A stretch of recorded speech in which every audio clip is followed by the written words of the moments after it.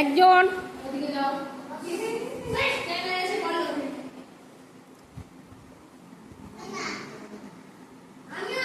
ঠিক বলেছে, হাততালি দাও, হাততালি দাও, সবাই হাততালি দাও, খুব ভালো বলেছো।